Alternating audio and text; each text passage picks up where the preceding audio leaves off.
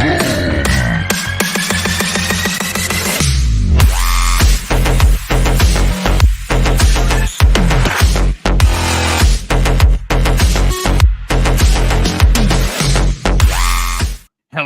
and good evening, ladies and gentlemen. Welcome to this week's new episode of Primetime Gaming with Mr. BoomStick and friends. And of course, we have a bunch of friends here. We're going to get into a lot of really hot topics. Of course, the big one is Indiana Jones. We have heard that not only is this expected to be something super special, I'm hearing some really, really cool things behind the scenes that I'm not willing to share right now. But we do know that George Lucas himself has had hands-on and is really a big part of this. Steven Spielberg also is contributing.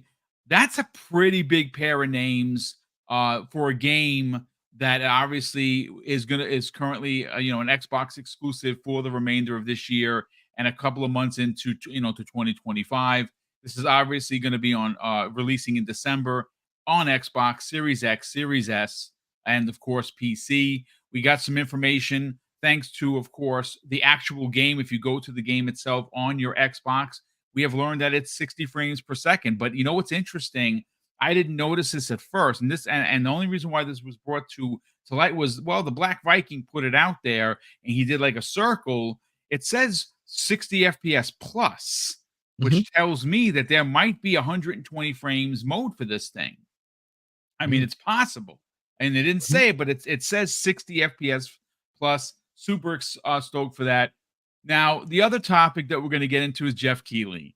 Geoff Keighley has been, he's been going through it.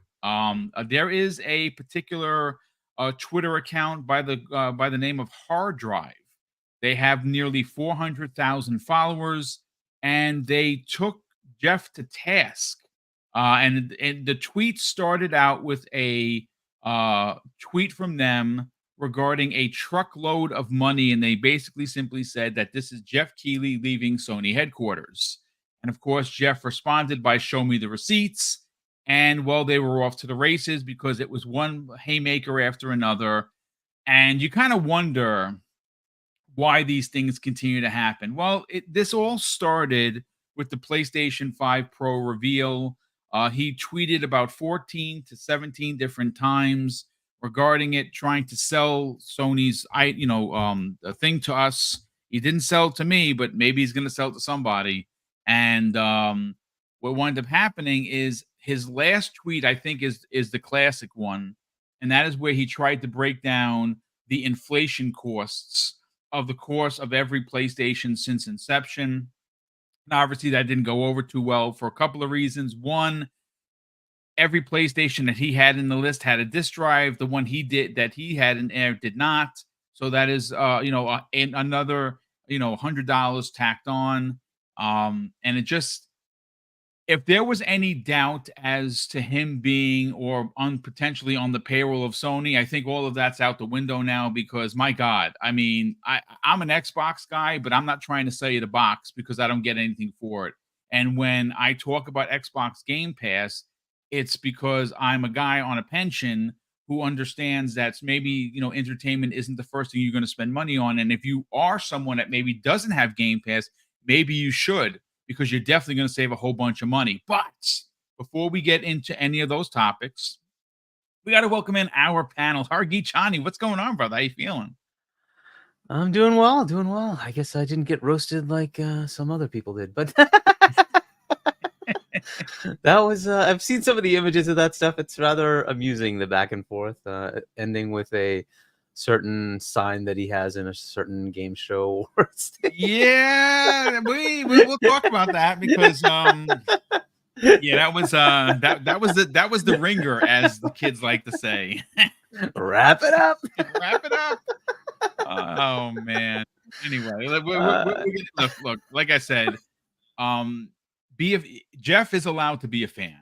I want that to be clear. I've said this 100 times before. I know a lot of people disagree with me. I do think what he's done for gaming as a whole is incredibly important. I don't think you can take away from the strides he has made from when the Game Awards was on like Spike TV to where it is now. I mean, it has grown Yeah. in incredible ways, and obviously the Game Awards themselves, the actual awards are not as important. At least they seem not to be as important as the world premieres, which he was going to go away from, and now he's back to them. I like the show. I like the show because you get a chance to see all of the developers interacting with each other, which I think is pretty cool. It's always great to see a smaller game win a big award because it's unexpected. Now again, it has been known as the PlayStation Awards for a lot of reasons, and while more evidence to suggest that that is in fact a thing. People are already saying that Paris Lilly, shout out to him the other day. He tweeted that Astrobot is going to run the gambit with awards for Game of the Year and everything else. And look, I put 46 hours plus into it, and I loved every second. I'm not going to apologize for it. Is it my Game of the Year? No, it is not. It is a great platformer. It is a great throwback to any OG PlayStation fan. If you were a PlayStation fan since PS1, you will appreciate this game. I did. I loved every second of it, but it's not Game of the Year. It's just too much competition. And I mean, and we'll see what happens. But hey, Kay Asante. I mean, to your point though, just to add to that, Geoff has given the gaming industry quite a bump, and we should just recognize that. Yes, he's 100%. made it more Hollywood than before. It's no longer the sort of the kids and the weirdos. It's really mainstream. It's become very mainstream because of that, and I want to give him those kudos. Everybody seems to pile on him, and look, to be fair, PlayStation threw him a bone when he wanted to make the Game Awards and helped him fund it. And that is not something he's gonna ever forget. That's a big deal, right? So and that's a fair thing. And you can absolutely, like you said, be a fan. I think he just needs to step back a little bit. If you're going to be the ambassador of the gaming world, you're going to need to be a little bit more even keel about things. but he really is a big force in the gaming world, and we should really recognize that. It's a big deal that he's done what he's done, and the Game Awards is a big show. It outdoes the Oscars. Just think about that. It's a much bigger deal than we tend to give it credit for. So just want to throw that out there. No, and you're not wrong. You're absolutely not wrong for making that suggestion. I say it all the time, and I get people throw the virtual tomatoes at me, and I get it because he doesn't do himself any real favors with some of his shenanigans. And obviously, look, I'm not going to go and start listing things that he's done. That's not what we're here to talk about. We're here to talk about the particular situation where, once again, today, he tweeted a 10-year-old interview with Reggie Fils-Aimé, but it wasn't just for that. It was the fact that he's trying to, once again, push his point forward that the PlayStation 5 Pro is a great price, and you're getting a lot of, greatness with it. And I don't think so. And I think a lot of people don't think so. As a matter of fact, who doesn't think so? The gaming media. Because the minute we had some stories about the PlayStation 6 and AMD winning the chip race to make it, no one was talking about the PS5 Pro. Everyone was talking about the PS6.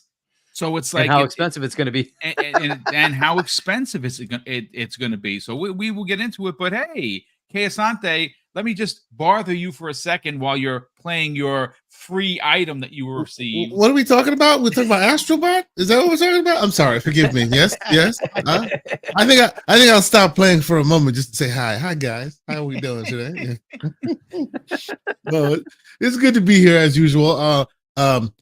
Before people come at me with the virtual tomatoes, a wonderful human being gifted this to me. And I have not stopped. Well, okay, I was going to say I have not stopped playing Astrobot since, but like yesterday I started playing. My kid just showed up and stole it from me because he wants to play Astrobot. Today, he's not stealing it from me. It's mine. I will really quickly say, though, for those who have played the greatness that is the Plucky Squire, I say Astrobot is going to be getting a run for its money when it comes to those conversations at the end of the year. I'm playing it right now. I'm a couple hours into it. I'm very much enjoying it. It is a phenomenally done game. We also have Zelda coming soon. Zelda, just saying. Yeah, no, and Zelda could run the gambit as well. That looks really good. But FYI, a lot of people don't know this. Maybe you do, maybe you don't. If you have PlayStation Plus Premium, the Plucky Squire is the game this month, and that is a pretty big get. Let's give them the slow clap for that one, because they've and real quick, they've done some marvelous ability to capture like the zeitgeist with that. Yeah. Animal Well was a game of the month once, and that's how the people. It was another one. Zao was another one, and now they have the Harry Potter, the Quidditch. Quidditch is another one. Like that is you can say this and that about their first party lineup or whatever. But if you're a PlayStation Plus member, which I am, they have been providing some interesting stuff. So slow clap to them. I was lucky enough to get my hands. Yeah, I was lucky enough to get my hands on a review copy of the Plucky Squire, but if I hadn't, this would have been the way to go. It's fantastic, So yes, it's very cool. Everyone should be playing that game. Let's hope it works out from them. Like that. Yeah, hasn't always worked on the PS Plus side. True. Yeah. They are putting some good effort in there. It's good. All right, so we are expecting Everborn Saga to pop in here at some point, and when we do, we'll have the 4 boxes. Obviously, you can see the boxes are slightly off a bit. Sean Labrie, who does all my artwork, is amazing. He's going to fix it, so we'll have this back to normal, and hopefully by next week I'll be able to run gameplay again. Again, they figured out that there is a problem outside that they have to address. Because I've changed all my equipment, all the wires and everything, and I'm getting fluctuating speeds, which it'll look like a slideshow, and I don't want to do that. I don't want to gum up the show. So you have to look at our faces. Sorry about that, folks. But listen, again, this is a smaller topic to kind of wait for people to get on in here. And why? Look, the whole thing with hard drive started with Geoff on his way home from PlayStation headquarters, and it's a truck full of money. And obviously it went further than that, because they were basically going back and forth, and hard drive. I didn't know who they were. They are a legit followed site. I'll tell you right now exactly. I'll give you all the deets on them. They have 319,000 followers, which is unbelievable. Now, granted, Geoff Keighley has quite a bit more because, he's Geoff Keighley, right? He's the Game Awards guy. And it started with this, and then obviously hard drive really went to town, because what wound up happening is the tweets were going back and forth, and the next one was, "Hey, Geoff, did you send Sony your invoice?" And he had the scrolling ridiculous amount of tweets that he did for the PlayStation 5 Pro. And of course, finally, the please wrap it up sign from the Game Awards is what hard drive did to him. And after that, it ended. And it just wasn't a good look for Geoff. And look, I'm not saying that he deserves it. He's a fan of PlayStation. That is perfectly okay. Be a fan. And I've said this before, folks, and like I said, I don't think I'm wrong. And I'm certainly not trying to be right. See, Hargi, there is something to be said about the position that he holds.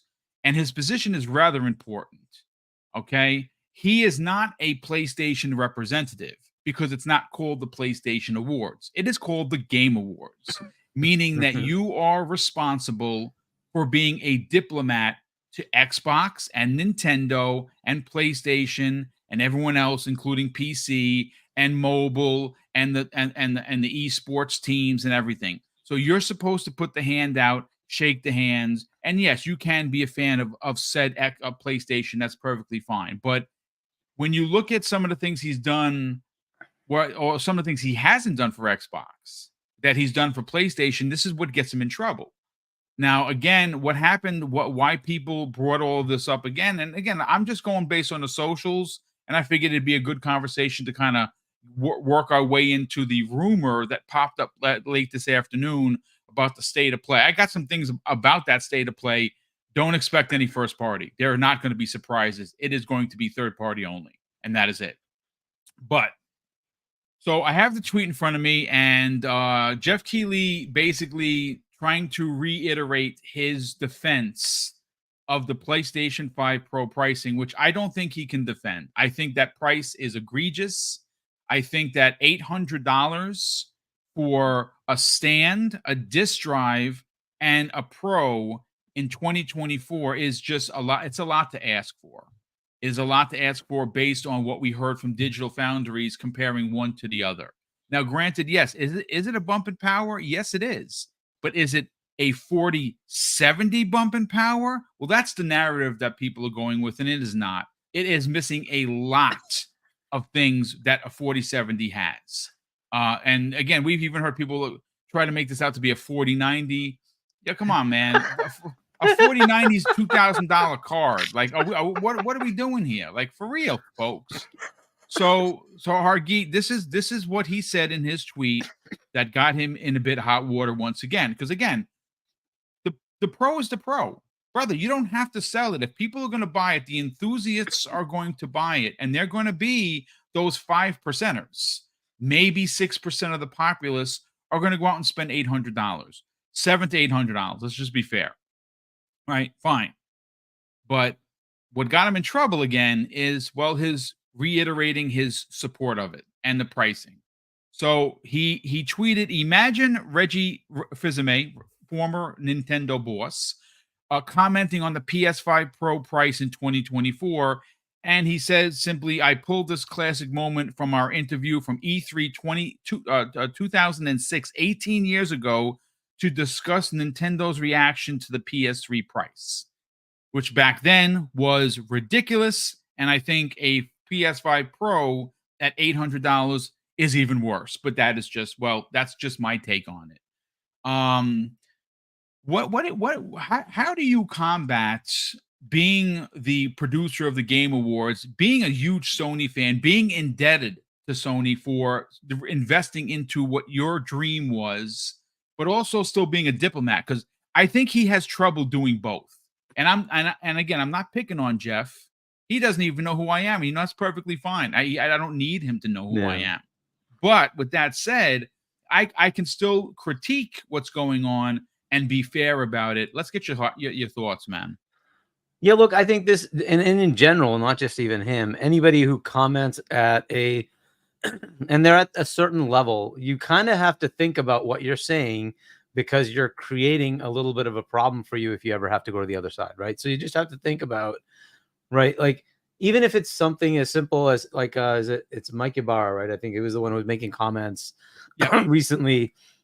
And I'm like, you should really just not, because look, no matter how you cut it, if you're going to go after any one of these platforms, it makes it tough for you to get the next gig, because that company may not want to have Microsoft be antagonistic to them, right? So you just have to look at that as far as reality. If you're at a certain level, you should really be careful about what you put out there. And my recommendation is don't, right? Just stay quiet. Like, it's fine for an enthusiast to say something, unless you plan to become a CEO of one of these companies, it's fine. But like, when you're at a certain level, a C level, then you should just you need to just be quiet. You need to not think about like saying things that are going to be inflammatory, right? In this specific instance, I think it's great for somebody like Geoff to say, congratulations, Sony, this looks great. Looking forward to it in the wild while people play and enjoy games. Done. That's as far as you need to go. To show for something like this is just not a good idea. It's just not. And you have to like stop trying to do that. Like, if you were to do that, then you have to show for every other console. Do you want to do that?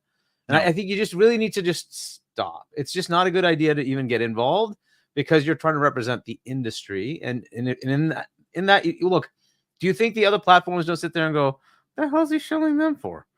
Right? Like, at some point, you just have to realize Nintendo is a player too. Yep. And they're going to look at you and say, will he give us a fair shake? Xbox is a player too. And every PC manufacturer, think about that. They're also platforms for this. They're in the gaming world. Like, well, okay, so if I'm a ROG Ally, you're going to show for me too, or not? What's the deal? If I'm on the Steam Deck, are you going to do this? Like, this is the kind of thing that comes up. You just have to slow down. It's great to be enthusiastic. I love it. I think that's awesome. You really should be. That's the whole point. We want to be enthusiastic about games. That's why we're in this in arena, right? It's awesome to do that. But you're at a level now, right? And you have to kind of think about that. And that's the only thing I'm trying to be constructive. I don't want to pile on anybody, right? But no, we're not here to do that, and I don't think any of us represent that kind of behavior. Again, we're having a general conversation, and that I think is criticism is incredibly warranted. Yeah, and if you're a representative of the industry, you just kind of have to be a bit more even keel about these things, right? You could be totally in on one platform and you love it. That's awesome. But did you just say really do have even keely about certain things? I'm sorry. Yeah. Yeah. I'll go back on mute. I'll be over. Yeah. But that's the thing, right? And like, so I think he really does need to just like think about what he's putting out there. Look, he's being called out, right? And it's not just from fans of the other side. He's being called out by media. Like, you have to be careful, right? Like it's very obvious, right? So slow down. Look, hopefully he takes it as a learning thing, right? Hopefully he doesn't take it as these pieces are crap. Like, no, you really have to understand this is what you're putting out there, right? And self-reflect, right? And it's a good thing to do for all of us. We also all have to self-reflect. We all do stupid things. It just happens. We all make mistakes. Fair enough. Character, to develop it, you have to say, where did I make a mistake? What can I do better? And then try to make it better, right? And this is just one of those things. He's at a level he really should try to be a really good representative of the gaming industry. And I hope the best for him, and I hope he does learn from this and does a bit better later, right? So good luck. I mean, we will certainly see. Again, I want us to be clear. This isn't one of those pile-on moments. This isn't us pointing the finger and laughing. This is the situation that he finds himself in a bit of a pickle. He is a representative of gaming, and like I really do mean that. I want that to be completely clear. It is not the PlayStation Awards, though some people will equate some of the behavior and some of the choices and some of the things that have gone on in the past as such being the PlayStation Awards. And I think it's going to be the PlayStation Awards this year for a couple of reasons. One, I think that Astrobot is going to run the gambit. We've already heard people talking about it, and it's also the 30th anniversary of PlayStation this year. That is something that is going to happen towards the end of the year. I don't remember the exact date in December, but I guarantee you that there's going to be a entire segment at the Game Awards, as it should be. 30 years of anything is a big deal. 30 years of PlayStation should, in fact, be celebrated. Now, I know there's going to be some people, hey, did he celebrate the 20th anniversary of Xbox? I don't think he even mentioned it, to be honest with you, but I'm not saying that as a matter of fact. I don't know. No, he didn't do that at his Game Awards, giving a prize to Xbox for being 20 years old. He did not do that. That's not going to happen. I mean, I believe something like that, something similar to that, a celebration of PlayStation's 30-year in history in gaming, which has been a pretty dominant 30 years. I expect that at the Game Awards and of course, I kind of the script writes itself, doesn't it, folks? Right? Like, they've had a lot of bad PR, a lot of bad decisions. Jim Ryan is gone. The current Herman Holtz is nowhere to be found. They've made a lot of bad decisions with their hardware. The PlayStation VR 2 dead. The Portal is not selling. Now they're selling an $800 console. We just got the story. Concord is another one. As a matter of fact, there was a story that just broke moments ago that we're going to talk about on Friday's Breakfast with Boom. That Bungie's next game is coming out at $40. That is confirmed, and they cannot change course to make it free to play according to the story. We're going to get into it. That's going to die on the vine as well, because it's apparently a complete shit show at Bungie right now with that game, and they're launching it at $40. I got to read all the stories. I just saw it before we went live. We're going to talk about it on Breakfast with Boom. But I do want to get Everborn Saga in here in a second. We'll switch everything up. I got to catch up on Super Chats. There's been a couple of big bombs, but Keasante, you are what I like to consider a fantastic representative of gaming. Yes, you have your favorite platforms, you have your favorite games, you have your favorite controllers, But I think that the way that you handle yourself, especially on this show and on your own 2 shows that you have, and when you're a guest, is that you are what I would consider to be a diplomat, where you can be pointed and you can be rough around the edges if you need to be, but you also keep it even keeled, or even keeled, I should say. Let's get your thoughts on some of the things that have gone on the last couple of days with Geoff. Because, like I said, I don't like bullying. I don't necessarily think that is what was happening here. I think Hard Drive called him out on his shit. Honestly, I think that's honestly what happened. And there were some haymakers thrown, and then finally the one that was like the Undertaker chokeslam drop in the middle of the ring, 1, 2, 3, you pinned, is the wrap it up thing that he used against him. But then again, of course, what happens today is with the Reggie Fils-Aimé tweet, it's not even so much about, first of all, Reggie is an icon, and I would love to have 5 minutes just to talk with him, to be honest with you. And this interview, it's classic, 18 years ago. But it's his referral, or his reference of the PlayStation 5 Pro pricing, again, is trying to justify something that most people have pushed back on and do not like. Let's get your thoughts, man. So first and foremost, if you're not following Hard Drive, you should be following Hard Drive. They are a satire mag. Yes. Yeah, it's a satire mag. And every single tweet I receive from them brightens my day.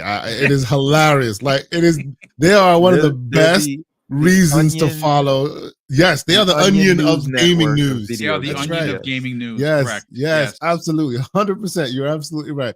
And my favorite of all their tweets so far has been Sony announces a pro version of boots for Geoff to lick. Like, damn, with he's smiling and the shoes coming. Oh, it's great. Anyway, it's pretty vicious.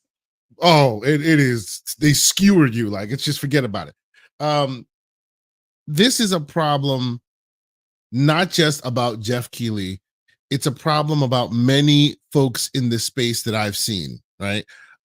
We've said it, we've mentioned this many a times, and you won't, me mentioning it one more time, you'll remember exactly the last time we said it. This is the Uncle Ben adage: with great power comes great responsibility, right? Indeed. He's a businessman, right? Geoff Keighley's a businessman.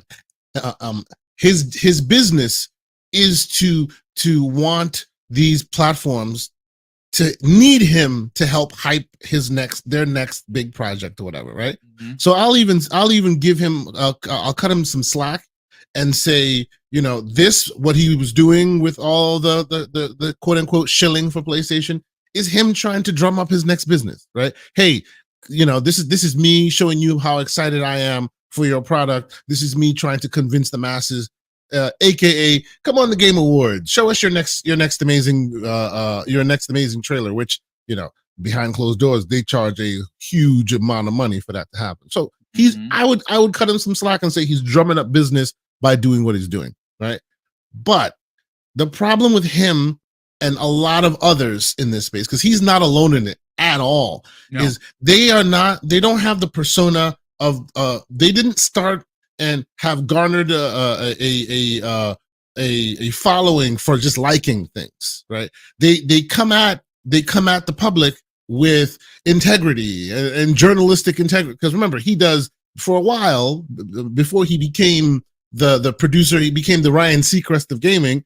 He was the guy who would be embedded in a developer studio for months and months and months, and then come out with a month worth of story that he wrote. What is it? A few hours before the game releases for either whether it be Valve or some other company. He's the guy who would embed himself in a studio and really get that straight dope and really provide this journalistic outlet for people who want to know some of the details behind. So he's garnered this following as a person who's supposed to be, like you guys are saying, a representative of gaming, a diplomat of gaming. And then he transitioned to the next page, which is now he is literally the Ryan Seacrest of gaming, creating these shows and all this. And again, I will say this, like you guys, I will echo it. No one can take away his contributions to this industry. No one can. He is, when we say we walk on the shoulders of giants, he is a giant in this game. Whoever ends up doing something similar, and I see my man Wandering Dutch and a few others trying to shoot their shot and doing these things. They are walking on the shoulders of giants. They are following suit, the pavement that he has paved, right? He has made that a possibility. So no disrespect to him for that, right? But when you are in this position of authority and power and you move mountains in with the name in gaming, you, as you guys have said, you have to be very careful how you move, right? You have to be very careful not to seem one way versus another, right? You can't let your fanboy freak fly all day like that, because it beyond the fact that it's unprofessional, it also empowers the worst of us, if you know what I'm saying, right? Like it's that idea that even if our representatives are deep in the muck, then why can't we all be in the muck? You know what I'm saying? Whereas he purports to be one of those guys who wants to champion gaming, right? It's very odd. That's a thing I've noticed. People say we're here to champion gaming, but then everything they're talking about is one platform versus another. It's like saying I love all music, but then you find out he just listens to rock, or he just listens to country. He doesn't listen to everything. If you are championing gaming, then it is in your best interest. Like I love my Xbox, right? I'm a big Xbox guy. I have been for a long time. These days, I transitioned to PC. I've been playing PC for years, but now PC is getting more of my time than Xbox is. But all of that doesn't even work, because at the end of the day, these days I find myself going to the office a lot. So handhelds get my time more than anything else, right? Doesn't mean I don't love my Xbox. Doesn't mean I don't like my PC. Doesn't mean this or that. But when I'm on this, when I'm having a conversation with somebody, and somebody asks me about one platform versus another, I make it a point, even the small, tiny channel, grain of sand channel in comparison to the monster that is the Geoff organization that I am, I make it a point to take my personal feelings out of the equation of the question I'm being asked, because, hey, for you, this might be a better choice than the other thing. I will choose A versus B, but here are the facts, because you have trusted me enough to ask me this question. So I will make sure that when I lay it out for you, I'm laying it out for you as best as I can as a representative in gaming. And I feel like a lot of our representatives, a lot of those who we have empowered to take our word to the promised land, are very biased, and they wear it on their sleeves, right? And they don't necessarily get reprimanded for it, right? Either in business or in the streets. So then every once in a while, when somebody like a hard drive gets a hold of you, they will tear you to pieces, and they have every right to do so, right? It's not a Geoff Keighley problem. We can call out Geoff. We can call out, there are many names we can call here, and you all have seen it, right? You have seen it, right? And I feel like either it's there, and I'm right with you, Hargi. It's something that they themselves need to identify and maybe start course correcting a little bit in that. Or if that's not going to happen, because we've seen this happen time and time again, and they're just like, they revel in the fact that, they revel in that fact. So then maybe it is now our responsibility to start dethroning our kings and find better representatives that are for us, right? But that would take a lot of energy and a lot of galvanizing of our community. It shouldn't take that in order to get us where we need to go. They need to take these criticisms in and hopefully make some modifications in that realm, right? So again, I don't think this is a Geoff Keighley problem necessarily. I feel like it's a problem for most of the industry, who loves to wear their preferences on their sleeve, and in doing so, because I watch a lot of podcasts. I listen to a lot. I've listened to podcasts that are almost 20 years old, right? Gaming podcasts that have been there for 20 years almost, right? I've listened to many. I love guys talking about games, girls talking about games, talking about what their experiences are, talking with devs. You know me, I'm all about that, right? And more, I am seeing that they'll say gaming, but they mean a certain kind of game, right? And the other kind becomes shooed away. right? And you can just hear that in the talking points more and more, and it's just unfortunate. So that's my take on it. I think we should all do better, including our representatives should do better in that realm. And if they really aren't, then it's up to us to be like, you know what? Maybe he doesn't represent me no more. Let me go find somebody who does. Yeah, exactly. Great point. Fantastic point from Hargeet. Fantastic point from UK Sante. Everyone, we will get to you in a hot second, brother. Let me just catch up on Super Chats. There's been quite a few of them. And then we're going to get your thoughts and your theories, because obviously we've been talking in the DMs, and you're the one that put the Reggie Fils-Aimé that brought it to our attention. And someone actually just put a Super Chat in here that Nintendo is suing Palworld, apparently. Which is, I just put it in the DM. If you check, you can see. That sucks. And they even nobody beats about Nintendo. The Nintendo ninjas strike again. Yeah. Well, I mean, I'm surprised it took this long. It was only a matter of time. I was about to say, yeah, it was only a matter of time. But here's the thing, though. This is different because Nintendo usually bullies people with their lawyers or whatever. Pocket Pair made a lot of money. Yeah, they're gonna fight them. Yeah. I'm gonna assume this is not like a walk in the park, because then let's be very clear. Nintendo has the smiley face or whatever, but they're bullies. They are bullies. Yeah, right. They are. And I know this is not the topic right now, but Pocket Pair, I think is gonna fight this tooth and nail, and it's gonna decide some bigger things however this goes. But don't think Nintendo just is walking away with this one, because they may not.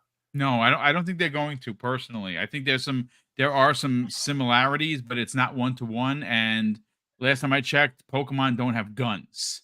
So yeah, so we'll probably talk about that on Friday. I think that's an interesting story to get into. But RC Polygons drops a first super chat of the day of $5, and he says, with Final Fantasy and Astrobot not selling well, exclusivity is killing these games. Trapping games behind one platform doesn't help with the sales. I mean, listen, Astrobot is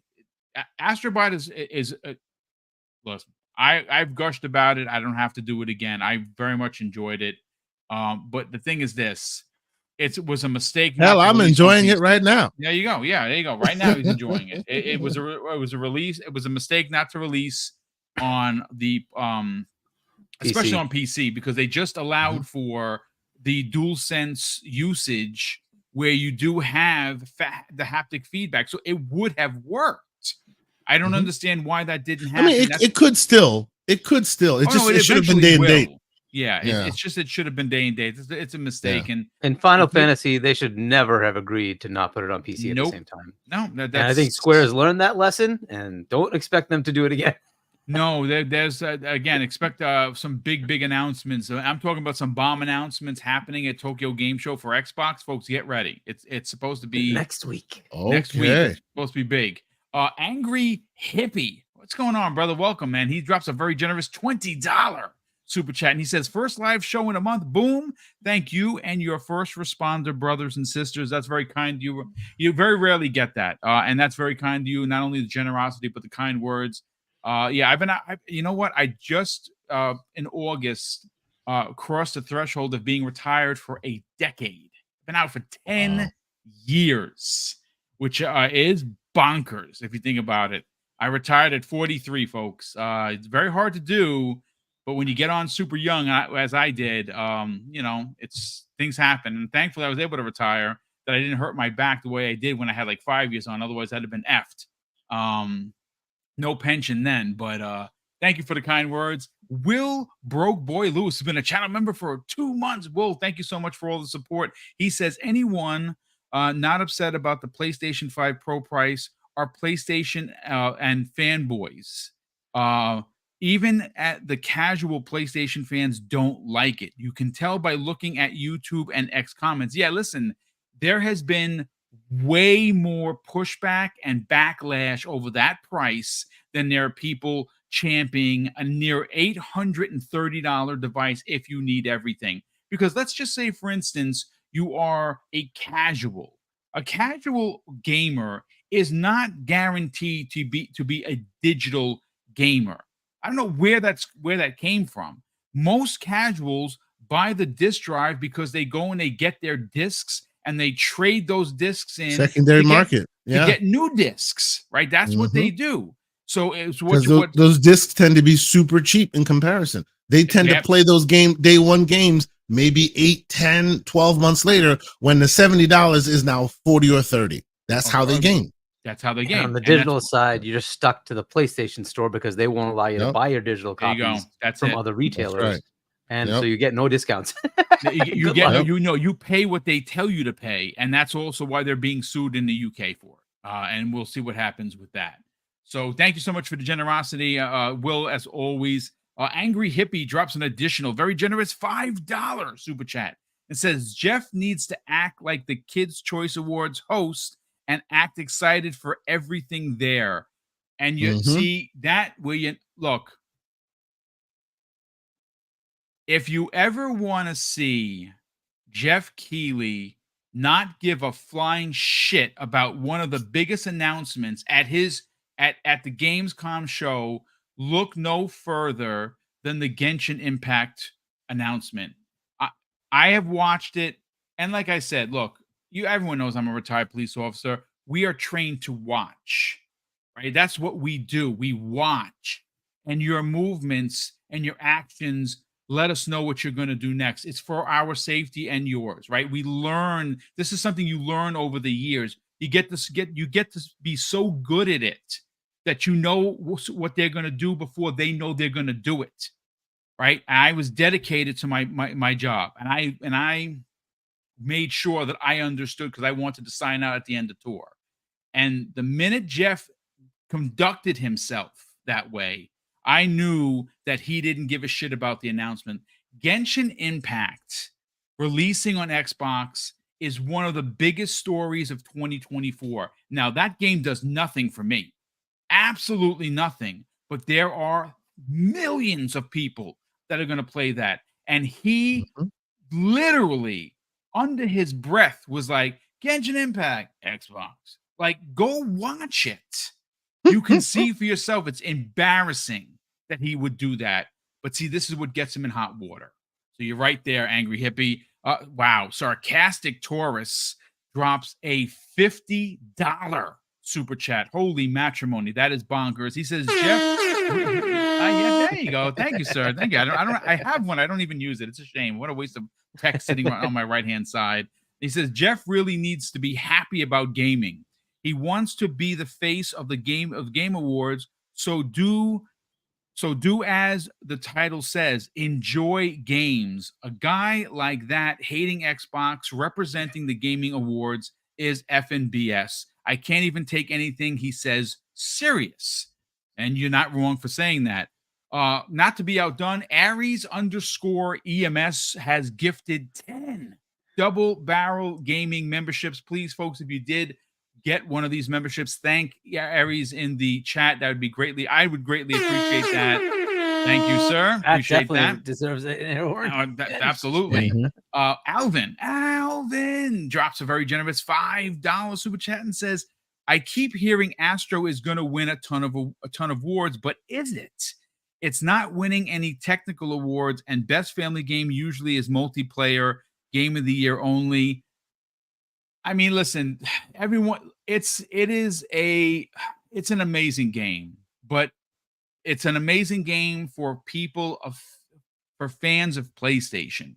If you have no affiliation, that game is going to do nothing for you. I'm going to tell you that right now. And here's the other big one.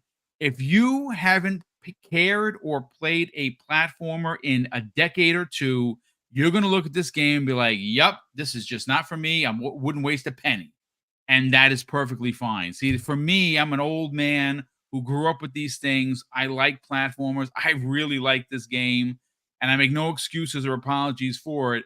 But it is sitting at a very high meta. Now, does that mean automatically it's an award winner? I personally don't think so. But, we will see. Again, I already wrote the script and no one has hired me, so they got to work for free, which is a shame on me for saying it public out loud. So to be not to be fair, but to put a point on it, the people who contributed to that meta being high also tend to be the voting body of these awards. There you go. So, yep. 1 + 1 kind of equals 2 in that direction. You know what I'm saying? So again, let me just paint the picture for you folks. If you're just filing in here, we got 612 live viewers. That is phenomenal. Big thank you to everyone for being here. This December is the 30th anniversary of PlayStation. It is going to be represented in a big way, in a big segment at the Game Awards. No one has said anything. This is just my blind stab into the dark.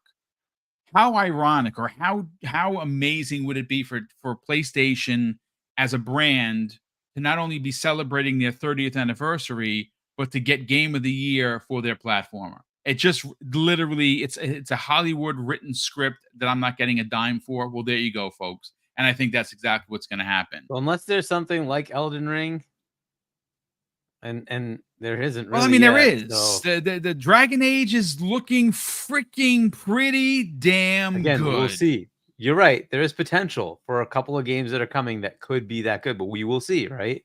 Unless something like that happens, I think it's kind of done.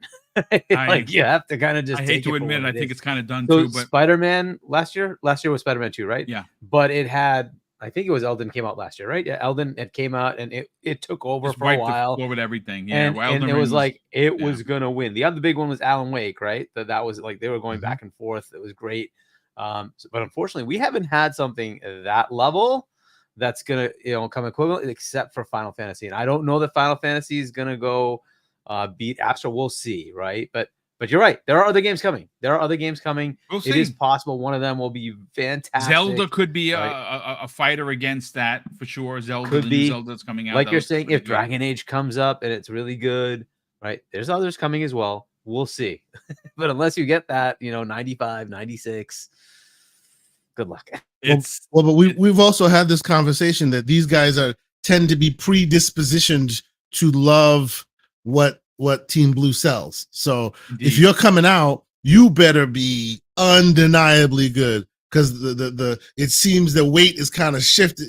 It's tilted a little bit, right? So doesn't mean that the undeniable won't make it. It just means it's teetering basically. But everyone, let's I'll get to the super chat there, the remaining super chats momentarily. Everyone, let's get you in here. First of all, welcome. Obviously, congratulations, folks. If you didn't know, his Kickstarter for the Everborn Saga is sitting at 73% funded. We'd love for you to be a part of that. I'm a part of it. Absolutely. Everyone on the panel's a part of it. You should be into it. The animation is gorgeous. It is a phenomenal story. I've been in there since the ground floor, and we'll get into more of that. But, Everborn, I want to get your hot take on some of the hot water that Geoff finds himself in. And again, the running narrative is he is really not a great diplomat when you consider he is a Game Awards host and representative. And I use the word game, Game Awards loosely because, well, he doesn't represent a lot of the gaming community out there. Xbox being one of them seems to be on the back foot for him. Let's talk about it. So I think the thing with the Game Awards, though, I know like he's the face of it because he puts the show on, but what we see happen at the Game Awards every year is really the result of the games media, picking whatever their preferences are, right? So it isn't just Geoff, and that's not like Well, I'm just saying his behavior in general. Listen, the Game Awards are going to be the Game Awards, but he does not conduct himself in a manner that represents other partners, and he does it very, very blatantly. Yeah, but I get it. But then, I don't think Microsoft or Xbox has too much of a problem with it because they partner with Geoff all the time, and this is what I was saying. They don't punish him for his behavior. So don't hate the player, don't hate the player, hate the game, right? They don't punish him for his behavior. If Xbox is not mad at him, why should I be mad at him? Not saying anybody's mad at him, but I'm just saying, like, I just think Geoff is a known quantity, right? Absolutely. And so and this is not to make an excuse for him, but I mean, you know what you're getting with Geoff, and so what are we gonna do here, right? I think hard drive has done everything they need to this year. Like I mean, I don't know if you guys went over all the hard drive stuff, but they just won't leave it alone. We and did. then he made the mistake of responding to them. Lord, yes. You do not respond to a professional memer. You just don't do it. It's not going to work out well for you. So that's like replying to a heckling comedian. Like, please shut your mouth.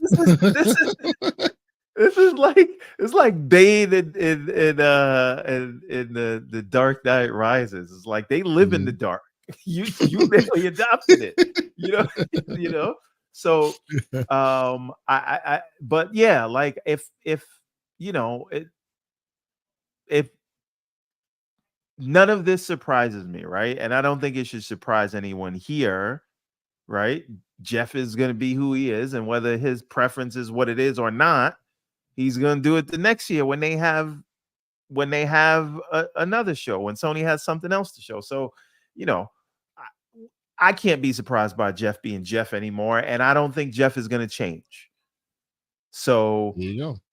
Really, the question is on us on whether we are gonna, if we think the fix is in, why do we keep tuning into the Game Awards every year? Right? If we don't think he's a worthy diplomat, it's time for us to change the diplomat. That's a good point. Great point. A great point. So, I mean, there was talk about some Game Pass awards, but we'll see where that goes. Yeah. That actually needs to happen as well. We'll get into that. Look, you know what? Let's transition, and I will stick with everyone here. A rumor popped up maybe about an hour before the show went live. I think it was a few minutes after 6 that next week is supposed to be a state of play. Now, we heard this a couple of weeks ago where there was going to be a September state of play. 24th is supposed to be, right? 24th, yeah. Well, I mean, I've heard some things, and obviously there are people out there talking. I can tell you what I've heard. Please take this as a grain of salt, because again, I don't have this on confirmation from anybody. Just what I've heard I've been in some circles that are talking about this. It is not. They're not going to show anything first party at all. They have nothing to show. It is going to be a third party partner showcase.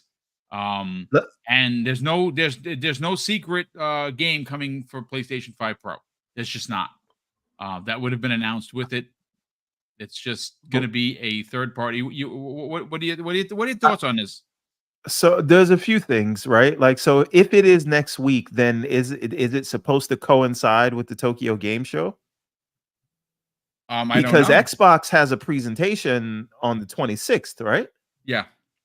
And isn't this a rare occurrence when they are going to be at the Tokyo Game Show? I thought PlayStation has confirmed to be at the Tokyo Game Show. I'm pretty sure they're going to be there. They haven't been in years. Are they going to do a state of play and a presentation at the Tokyo Game Show? That seems like a lot. They've already announced that they're coming. So, and this is a rarity because they go to no show. Well, to be at the Tokyo Game Show also just means that they're actually going to be on the floor, right? So they might have presentations not presentations, but I mean like availability of their games. Yeah, they might have a booth on the floor. Yeah. On the floor, right? So but Xbox is doing an actual showcase. They're also doing doing it as part of TGS on the first day of TGS. Okay, so that's thing one. Thing two is I really feel like there had to be a state of play coming, because you don't show off that PS5 Pro the way you do, and you don't have anything to kind of back it up in terms of a showcase. You got to explain the pisser. Right, you explain it first, because that's how they did the original PS5 thing. There's this weird thing where Mark Cerny was talking about people's ears, right? And then later on, they had a showcase or a state of play, and then you got to see the games for them to hype you up. So if there is a state of play or a showcase next week, I'm going to assume it's related to the PS5 Pro.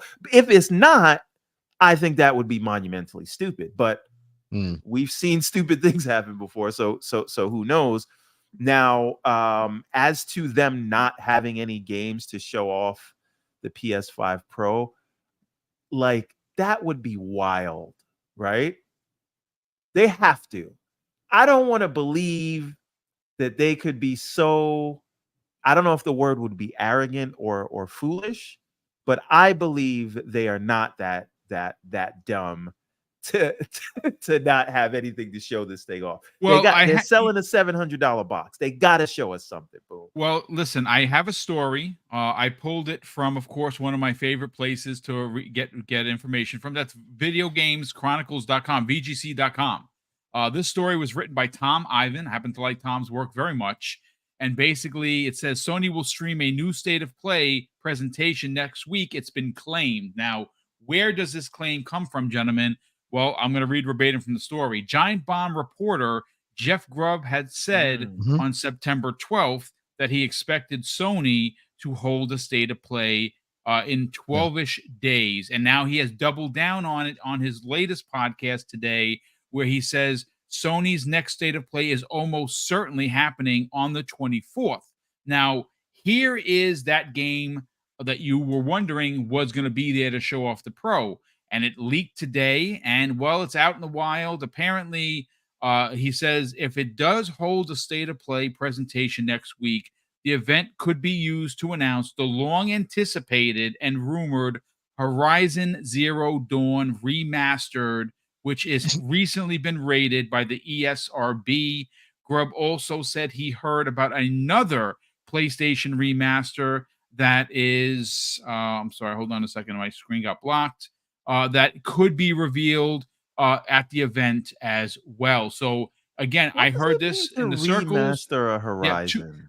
I love Horizon. Of all of us on this panel, I probably love Horizon the most on this panel. I have hundreds of hours in that game.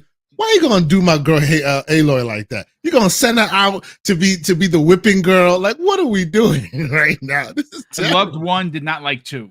2 really aggravated me for a lot of reasons, a lot of technical bugs. I could not get into it. Absolutely ridiculous. Loved 1. But yeah, they're remastering the first one. I don't, man. And that's going to be the showcase for a PS5 Pro. That's they gotta what have is it? 7-year-old game? When did that come out? 2016, 17? When did that come out? No, it was 2019. That was 2017. 2017. No. It's so it's the 7-year-old game. Yeah. Wow. I mean, if you put it that way, then I guess I kind of they've remastered games that are younger than that, right? They've remastered games that are less time released. I'll say this. Last of Us 2 got remastered, didn't it? Yeah, they've exactly right. They've remastered. Oh my god, dude. They've remastered games that came out when you still hold the same disc from the same generation. They've remastered them. So what you're saying here, Hargeet, kind of makes me make it make sense a little bit more. There are look, but I don't the Astro Bot remaster going to be next. Why is the Pro being? Saying. Why is it always it's showing us old games? Why? And they're PS4 games. Yes. Like there's almost no PS5 games in that list of stuff that they're like, why? Are you serious? So basically, just because PS4 games are the ones that have overhead to be able to put some oomph into. PS5 games, remastering them, this hardware, unpopular opinion, dude, can't do it. Show me something else. Well, Curry honestly, Cosmo says so PlayStation 5 has no games. Zero this is why. And well, I mean, they've had zero confidence in this product. That's not what I expect. Yeah, exactly. This is just crazy. It's crazy. And you know, to your point, Hargeet, that you've been really pushing back against the apologists for Sony and the people that just make the excuses for them. That's what is expected. They're going to have remasters and they're going to have third-party stuff. Now there is only that you have to buy again, right? Right. Well, I'm not buying them, but there is one particular remaster that has not been out. It has been rumored for centuries. It's available, you know, in back channels on PC that they've done it better. The only one that would literally bring the house down, like literally stop the internet in its tracks, would be Bloodborne remastered, but they're not doing that. And you know, they got to be holding that for like in case there's ever like an emergency, like a break glass emergency right? thing. You know, it's like they completely like crap the bed. Everybody hates him. and then they're like, "Hey, don't look at whatever this is. Here's Bloodborne." Bloodborne. Yeah, I mean, and everyone would forget, and I don't know that I would blame them. Well, listen, I Bloodborne I played for like a couple hours. It's just not for me, but I'm not a Souls guy, and that's perfectly fine. But there are a lot of people that really want that game and would gladly pay for it. Hargeet, I want to go to you on this. Look, just state of play. Yeah, well, Boom. you have something. I Yes. want to ask this question now. Sure. Now there was a question about whether the PS5 Pro would come with an upcharge for these features. On the face of it, no, it won't. Oh, but if you're remastering Horizon and then you're going to charge full price for it again, and the selling point is how it looks on the Pro, they're going to charge. I don't know how I feel about this. Look, I think first party you should expect they're going to charge.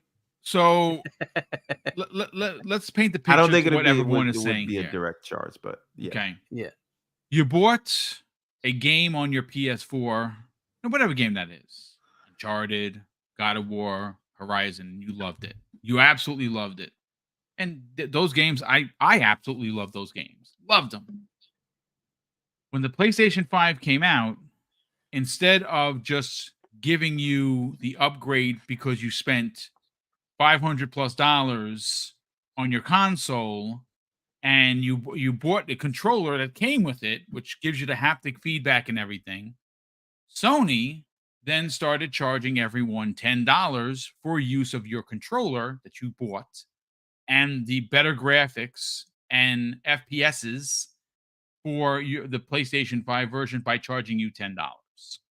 And well, I'm sorry to say, if you think, and I don't know why you would think otherwise, if there's a PS5 Pro version and there's supposedly going to be a separate part in the store for PlayStation 5 Pro games, if you go to play your PS5 whatever, you think Sony is going to give you the Pro version for free after what they did just prior? You must be out your damn mind. I'll tell you that right now, because they're going to charge the shit out of you. They just raised the controllers by $5 and didn't tell anybody. Nobody said anything. Like the old banana in the tailpipe kind of a situation. Pause. I wonder how many people get that. Hopefully people get that. That is an old movie at this point. That is a very old movie. It's so old, and I am so old that I saw that with my brother in the theater. And when we say that, people don't even know what the hell we're talking about, but we do. The graybeards are in the house. Yeah, it's the brother talk that we have. Argy, let's talk about the state of play. 2 remasters, not impressive. That's expected to lead the charge for the PS5 Pro. I don't know why that is, as anyone's going to champion that, but somebody's going to. It's going to be a third-party developer partner thing, and their consoles coming out in 2 months after that. I just think that Sony finds themselves between a rock and a hard place. Nobody in the press wants to admit it. I think that again, just look at some of the disarray that's going on at that company. Concord was a disaster, right? PlayStation VR 2.0, millions of investment just completely thrown to the side. Even the adapter for PC was a problem, right? Did you hear anybody buying it to play and use it? No, it's a great piece of tech with no freaking software. The PlayStation Portal, great piece of tech, but everybody, Keasante told me today, boy, do they hold it back. They went out of their way to. Frustrating. Yeah, it's frustrating how much they've gimped this thing. It could do so much, but all it does is portal into. Imagine you're on vacation. Your home has a power outage. Now you have a freaking paperweight until you come back. Yep. It's frustrating. It works well. It plays well. It's fun. Where's my Netflix? Where's my connection into the PlayStation Plus and maybe play the PS3 games or something like that? This and the hardware is capable. You can feel it. The processing capabilities are there. They have gimped it for some unknown reason. Because they're Sony. Right. But Hargeet, let's talk about it. A waste of state of play, or what do you think? Look, if you're a PlayStation fan, right? Think of it from that perspective. Like I'm not, but from a PlayStation fan's perspective, you're just looking for games that are going to be coming to your platform, right? And so, yes, they're probably going to show multi-plats that everybody's going to play, but at least they're showing something for those players, that They they'll only have own a something. PlayStation. Yeah, that you'll still have something. So from that perspective, it might be fine. Certainly my eye is like, what are you telling me that's yours that I can eventually play on PC, right? That's kind of my relationship with them. So, and sometimes they announce those kind of things, right? We do have Ragnarok, I believe, coming in the next month or two, something like that. Yeah. To PC. There could be another announcement, right? I think GT7 has not come over yet. There might be Last of Us 2. Has that come to PC yet? I don't know if that one's made it yet. Right? There's others. Right? They could definitely bring more. Did Demon Souls come out to PC? I'm not sure if that one made it yet either. I believe that has come to PC. I'm right. So am I wrong? So whatever they have, available. If you're talking case out there, you're on mute. Demon Souls has not come to PC. Forgive me. Continue. Perfect. Yeah. Okay. So that could be something that happens, right? You certainly get, the ones that you're mentioning, the remasters, and you should just keep expecting that. By the way, that's what they do. They just remaster, right? But there's also Lego Horizon, which needs a release date. To my understanding, there is no release date. I've been looking forward to being able to pre-order that on the Switch and the PC, so I'm waiting for that release date. I have not seen it yet, so I'm assuming hopefully this state of play will be here's the announcement of the release date. So that's one. And as far as a showcase for PS5 Pro, this is why I just don't believe all the hype, right? Until you show me a modern game running on UE5 that performs really well and does better than what you have on the PS5. All I've seen so far is PS4 games. And can you do whiz-bang stuff to older games and make them look better? Sure. You have a lot more power. Okay, that's great. Show me the new games. Why aren't you showing me the new games? You have new games. Astrobot just came out. Concord failed. But, you have Helldivers. You could show me that. Why aren't you showing me the new games? Where are the new games? What's going on, right? Show me the new games. They aren't doing it. And there's got to be a reason. And I don't know what the reason is, but maybe it's the performance just isn't going to match, right? So we're hearing, and they haven't told us, all we heard was rumors, the CPU is the same or it's 10% higher. We don't know because they're not bold about it. They're not confident to even tell us. Yeah. So what's the answer? If the CPU is the same, it might be that your frame rate ain't changing. And if it's not changing, then it kind of hampers the whole discussion as to why you would want it. Oh, it's going to go from, 1080 to 1200 or 1400. Are you going to notice? Maybe, but probably not. I mean, from the pictures we were seeing, people had to take a magnifying glass. Oh, was it something really different? Okay. Like it's just not going to show. And that's kind of the problem, especially if you're going to ask for $700. And this is kind of the problem they're running into is you have to have a goddamn good reason. And, from like what Geoff was trying to do is to sell it, right? It's cool that people are enthusiastic about it, but a lot of people are saying, you didn't give me a good reason to even think about spending even $500 on this thing, let alone $700 on this thing. You needed to do a better job. That's just the way it is, right? There was no confidence, no boldness about, hey, we got this thing. It's going to be awesome. This is why you want it. It just wasn't there. It was, so this is the problem they run into. And if this data play does the same thing, that's just not good. So look, maybe some third party shows up. Maybe they do. Maybe somebody helps them out and says, yo, we got this game that's going from here to here. This is why it's going to be great. But here's the problem. This is not a technical showcase for PS5 Pro. This is a games show to tell you about games. So they're not going to do a breakdown in the middle of a trailer for some game that's either coming out now or coming out later. They're just going to show you the trailer. And it's not going to say, oh, enhanced for the PS5 Pro, and here's how it's going to look different. I highly doubt that. Unless it's first party, which even then it seems odd to do in a state. But either way, I just, like, it is what it is. They're kind of stuck. They need their own games, and their games are kind of far out. That's unfortunately where it is, right? So if they can't even show us Marathon, Fair Games, those are the ones we expect to see soon. Venom, which we expected, that was the DLC for Spider-Man 2. We haven't seen anything about that, and that's not coming up. It's like, okay, dude, when are these games coming then? Because usually this is when you would start showing the anticipation games for the next year, right? hey, expect this next year. Are you telling me that none of those are ready to show? So you're not going to show me a slice of Marathon. You're not going to show me a slice of Fair Games. You're not going to show me a slice of Venom. You're going to show me Legos coming out, and you're going to show me, here's the remaster of the remaster. Here's the remaster of the other remaster.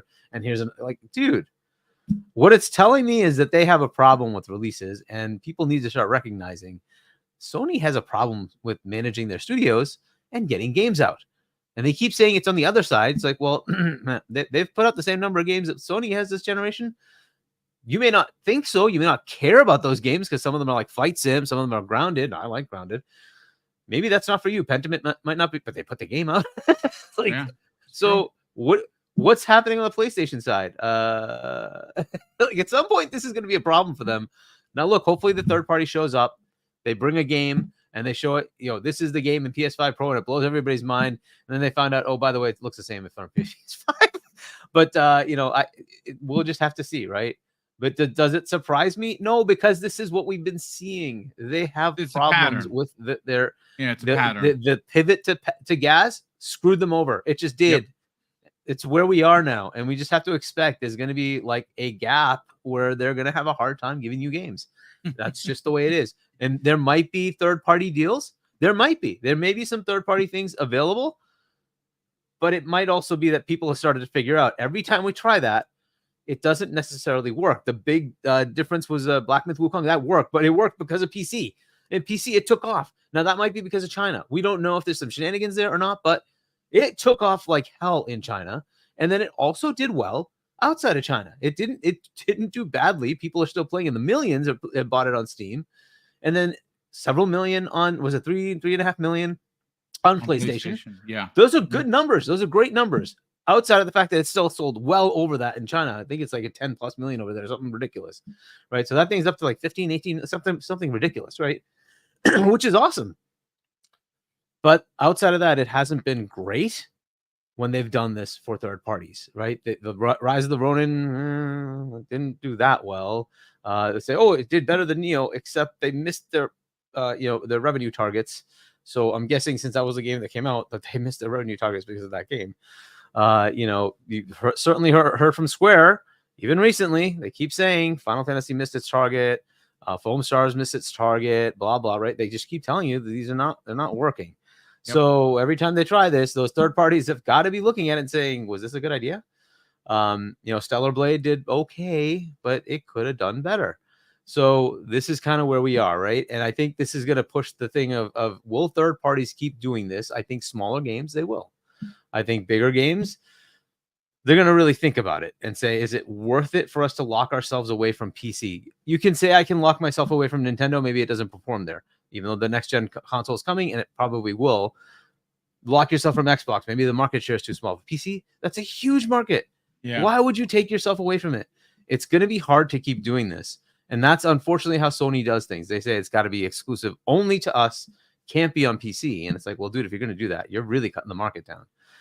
So I don't expect the state of play to show you a lot of exclusives. There might be, maybe they've locked down like a small indie game. Cool. Maybe there'll be a couple of them. Maybe we'll get an update on Baby Steps. We haven't seen an update on that game. We'll see what happens, right? But that's really it. And I'm sick of the remasters thing. They really need to stop doing that. Come on. My brother is also, he's tired of it. I'm okay with a remaster if you show me 2 new games. Show me new stuff. What's going on? So, but great, all they have. So. great points all around. I mean, you're not wrong. You're not wrong. In Baby Steps, I actually forgot about that game. That game's canceled. No one's gonna admit that. That game is canceled. It looked terrible. That game is just dumb. Santo, let's get your take on this. We're gonna move on to the Indiana Jones topic, because that one I think is listen, it's my most anticipated game of the year. But let's get your thoughts. What are you expecting from State of Play? Honestly, I'm as Hargeet is saying, it's the unknowns, man. It's the unknowns. We see a lot of knowns. We see a lot of remasters. We see a lot of remakes. We already know the situation on the ground, right? But one thing that's always been good with them, by them I mean Sony, is they are kings of marketing, right? They didn't do so well with the PS5 Pro, but they tend to be really good at this marketing. They're good at deflection, right? They're good at don't look at the issues, look at all the stuff we're giving you. And being the market leader, they are able to offer you third parties and kind of package them in a first party way and really make you feel like, oh, this is for me. Great, right? It'll be interesting to see how much of that they bring to this to the state of play and to TGS in general, right? Because like you guys are all saying, they don't really for the foreseeable, we don't see them really putting out any product that has any bearing on their first party greatness. They don't seem to have anything in that realm anytime soon. Wasn't Cory Barlog working on a sci-fi game at some point? Yeah. Mm-hmm. Yeah. A lot of dribs and drab information. We haven't seen any even, hey, this is coming out in 2 years, or show us something, right? Xbox has been doing that left and right. Hey, don't put a date on it, it's coming out in 2-3 years, but at least they showed you something. So I feel like, as Everborn is put it, it'd be really surprising if they release this hardware and they have no software to show them, right? The Xbox Series released with Like a Dragon, an engine that was notoriously terrible for consoles, and that's how they released it, because they didn't have first parties at the time. We will see how interesting they thread this needle, because I really don't foresee you seeing a first party non-remaster remake from them, something new you didn't expect from them to ship this box. It will ship with a remaster remake at best, and I am super interested in figuring out how the masters of marketing get it over on the people on this.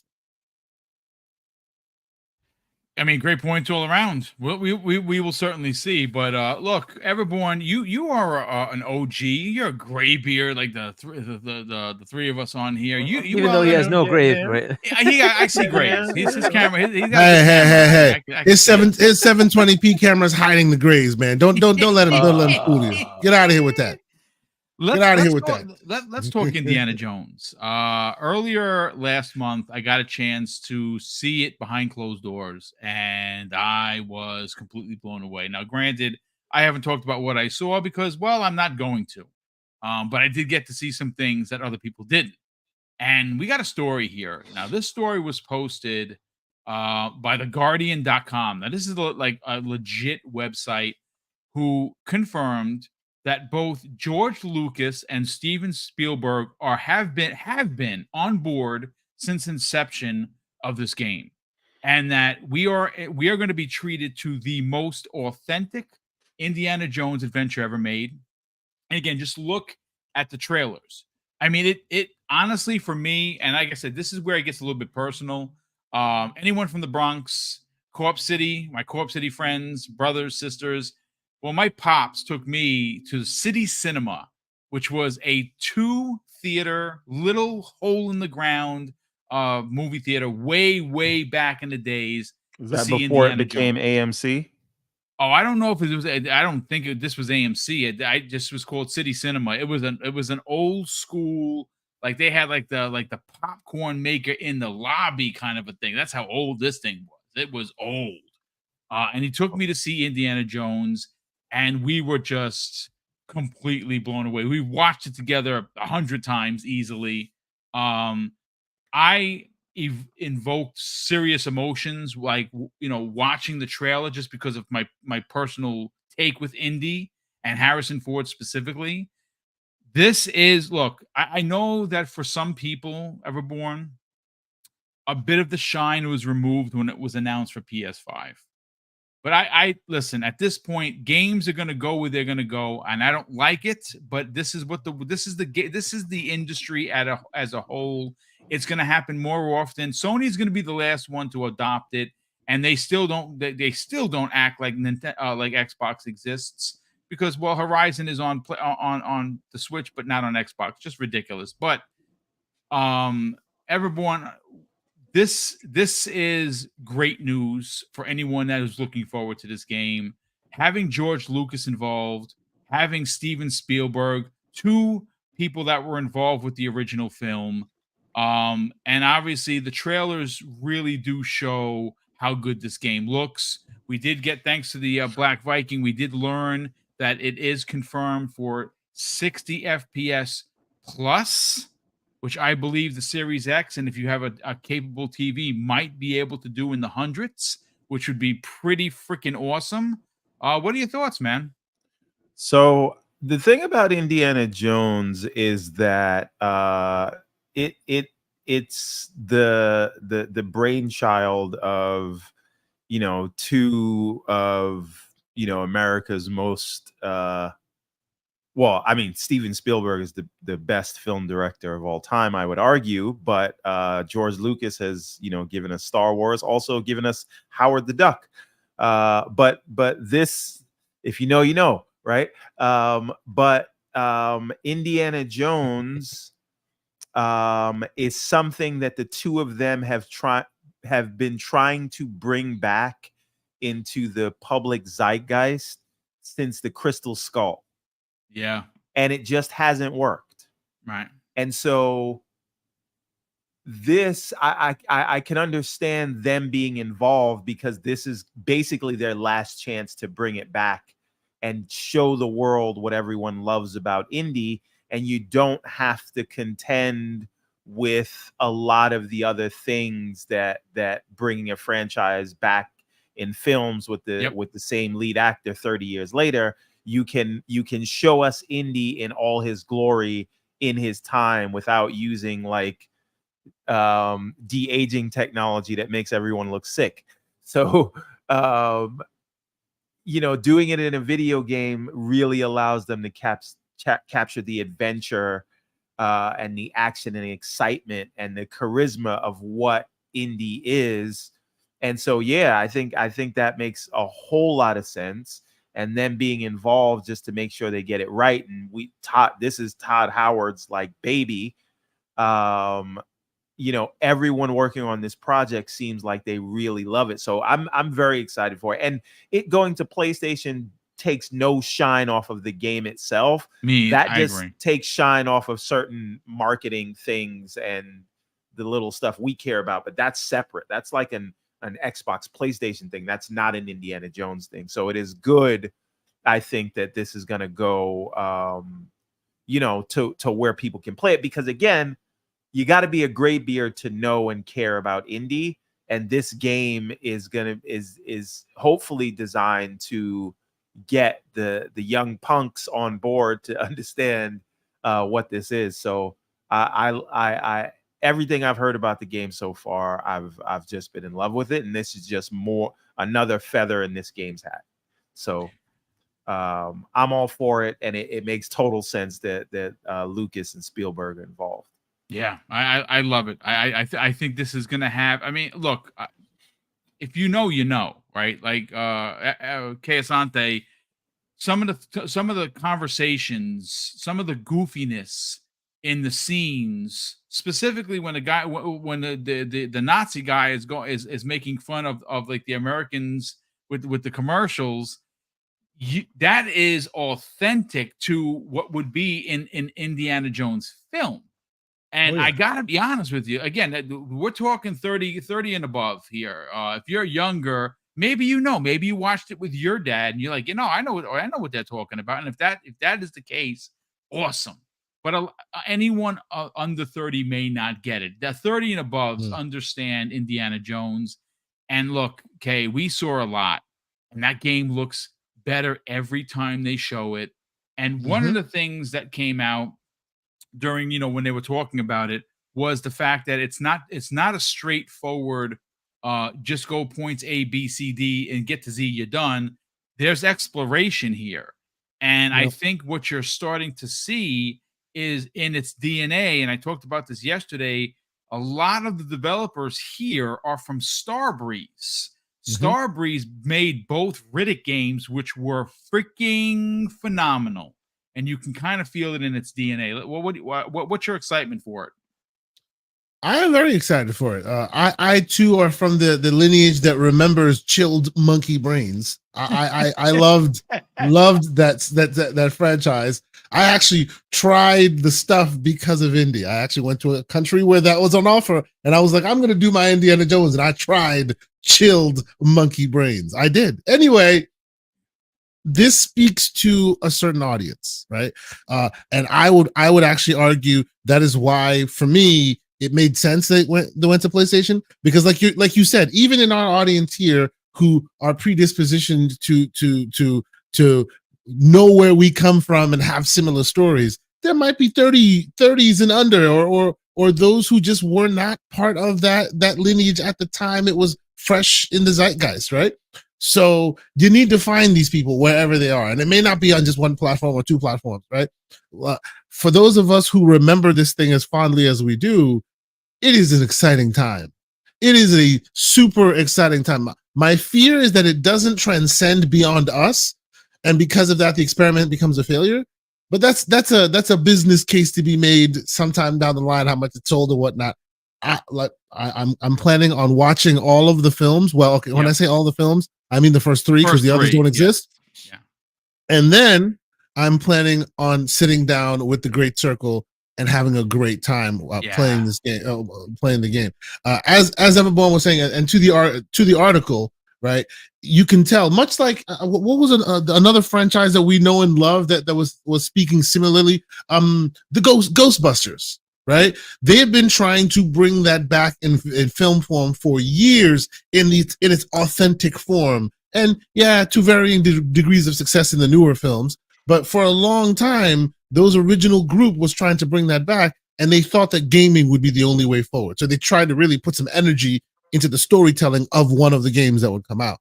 It is more and more becoming apparent that those movies of yore that had that style, that had that energy, that had maybe the iconic protagonists that you remember fondly, are now graybeards, right? The arthritis doesn't make them jump as high. You know what I'm saying? Like go watch Beverly Hills Cop. It ain't what it used to be. I'm just saying. So their chance to bring this back to give you a vision of them at their height comes in the form of games, and obviously games that have transcended far beyond the technological limits of the day. So now you can actually do that and potentially really put something excellent on display. So I am not surprised at all that Spielberg and Lucas are part of this. It is super, super exciting to me.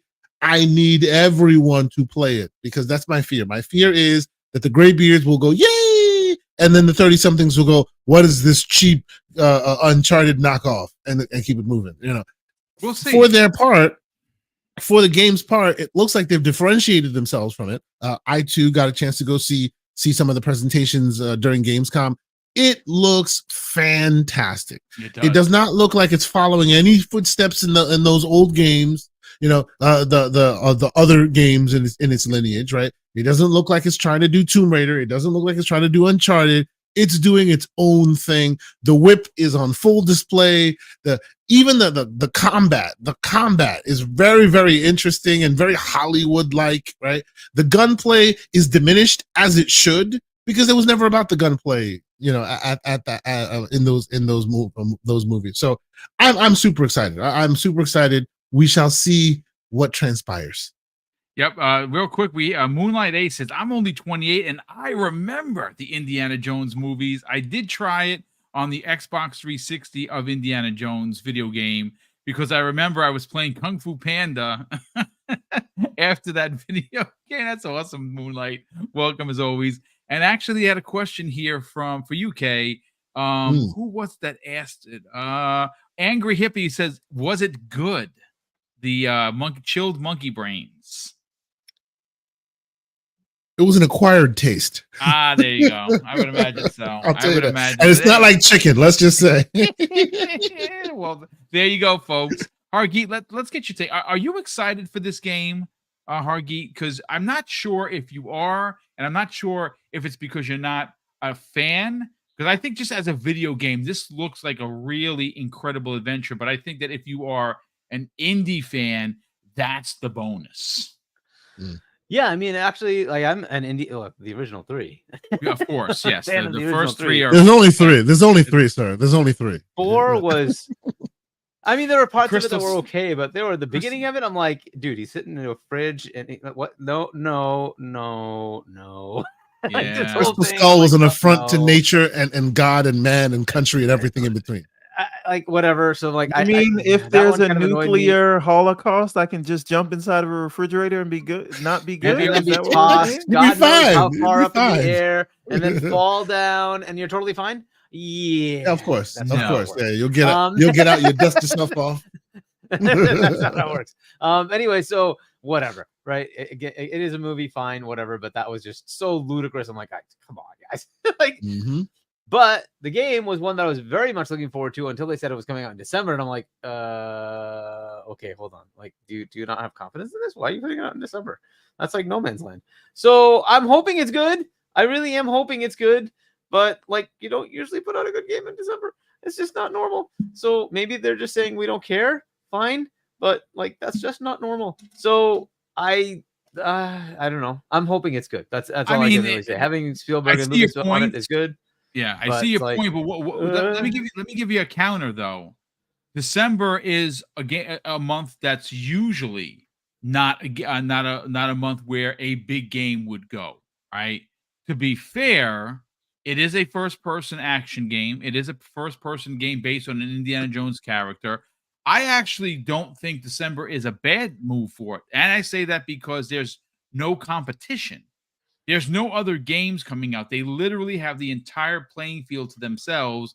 It's going into Game Pass. It's coming out early December. It's not coming out closer to Christmas. It's coming, I believe, 9th of December, if I'm not mistaken.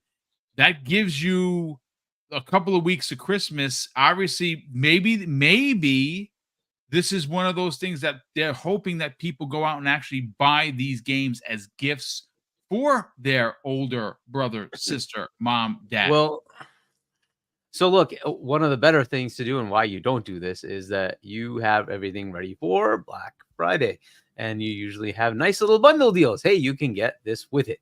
And it might be the determinant that says, hey, I choose this platform over that, right? This is the whole point of doing all those things. Well, it's coming out afterwards. So, yeah. They have Call of Duty for that, though. Call of See Duty. what I'm saying? Yeah, I was going to say that maybe they're just going to do Call of Duty, and that's their only bundle. Fair enough. I don't know, right? It's very odd to choose that month, but maybe it's just nothing, and it doesn't matter. But generally, you just put games that you don't think are going to do well, you put them out in that month. So we'll see. I hope I'm wrong. I also know that they basically screwed them as far as the Game Awards. That's done. Yeah. It's never going to happen. And like, so I don't know why that was a choice.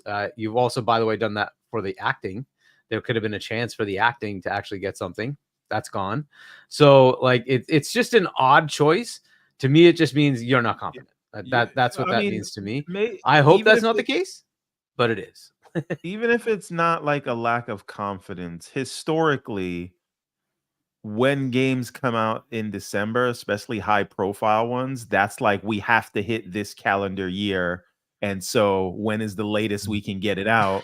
Give us that time. So I'm less concerned about whether how confident they are in it than I am that it could potentially be rushed out the door because they're sort of cracking the whip in terms of deadlines, which you can't really blame them because like too many studios have had too many delays. But at the same time, the eyebrows are up. I'm not like worried, but I am interested that it is coming out in December. I actually think that's fantastic because I mean that I have nothing to challenge my playtime. That again, that's just me, but I'm also a diehard indie fan. Listen, gentlemen, we are at the 96-minute mark. Normally, again, we do 2 hours when we get bigger, obviously topics. Let me just catch up on super chats, and we're going to go to Everborn first because I do want to see if so we can get some more people to sign up to the Kickstarter. I mean, folks, 73% done. That's he's close. I mean, he's like nail biting close. And I want to see him get the 100%.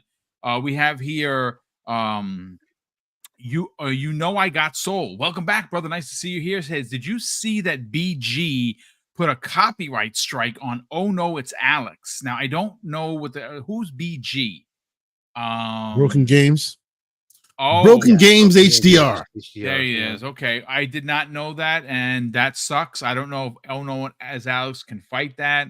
I can tell you that that is a death blow because if you get 3, your channel is closed. I don't. Just to clarify, it wasn't Mhm. Alex, it was Fratanga that he did the strike strike on. on, and Okay. Alex responded to it, and so there's a little back and Oh, forth there, but it's okay. not. He All right, didn't well, put it on Alex. He put it on Fratanga. okay. Mhm. Well, If anyone cares about those yeah, details, I try that's what not that to was. swim in those waters. They're just very dirty, Best and to I don't stay like out of it. it. Yeah, That's it's not that. not, My not my name is business. Paul, and that's between y'all.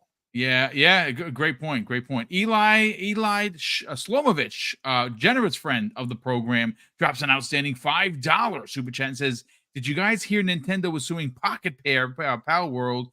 Asante did suspect it would take them getting the big N4 Nintendo to unleash the ninjas on them." Yeah, I mean, but I think everyone is right. I think Pocket Pair isn't a small company anymore. I think they're going to fight They this, and I made think they have. hundreds of millions of dollars, Yeah, and If you were gonna and they, try to stop them, you should have started right when you saw it, because yeah. now they got lawyer money. It's They got- fine. They have, and but they see, continue to make Nintendo lawyer was money. probably waiting for them to make some more money, and so they were getting their ducks in a row so that they could take more. But again, like, this is not going to be a walk in the park. Nintendo does like to bully smaller people. You're not Mhm. doing that anymore, and they have a deal for a multimedia thing with Sony on the Yes. television side. Yep. So I don't know, like, Pocket Pair may have backup from Microsoft and Sony Yeah. to go against Nintendo. So everybody's saying Power World is done. I don't know. I don't know No, that I that's don't the think case. it is on folks. I Doubtful, highly don't think. doubtful. Yeah.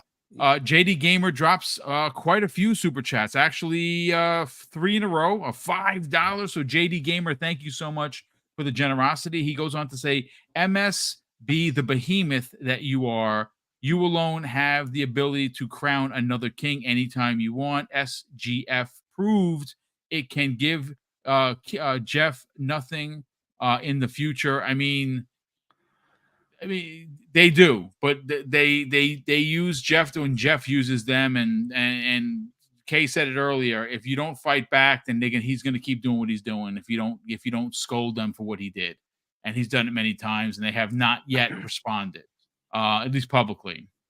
Microsoft, he says, Microsoft/Xbox, as you acquire more publishers/studios, simply crown the DICE Awards or create your own winter showcase and run third-party trailers for free. I mean, that's definitely a thought. I mean, they could undercut them for sure.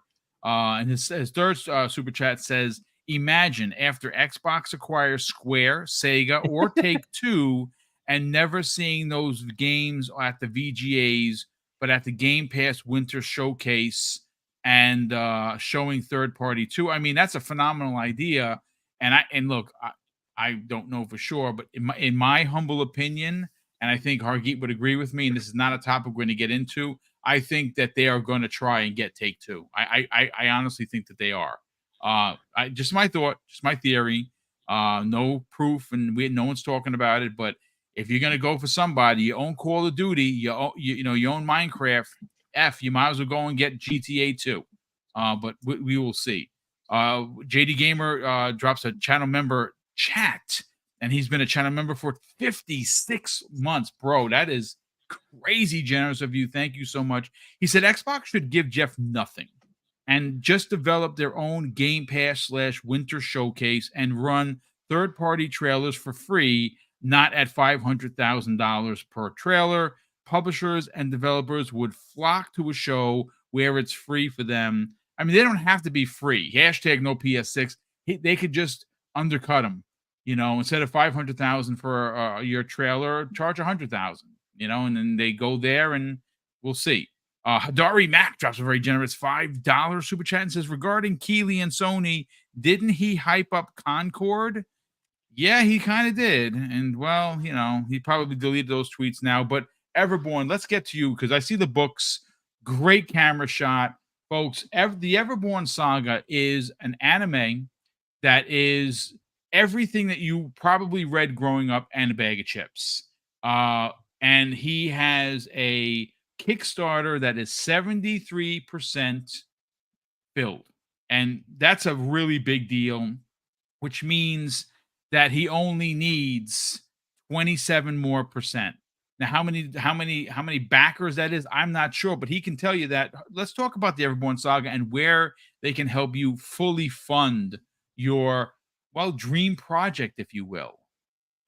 Yeah, man. I mean, we've been doing this for the better part of a decade now. Like, you guys know me from the video game community, and Everborn started as a video game on the Windows Phone, no less. And when that went away, we were planning a huge sequel with this big storyline, and that kind of evolved into this. We released our first book, Prince of Arcadia, back in 2019, and now we're 4 chapters in the Prince of Arcadia. We launched the Redlands series. We launched the Ariel's Adventure series.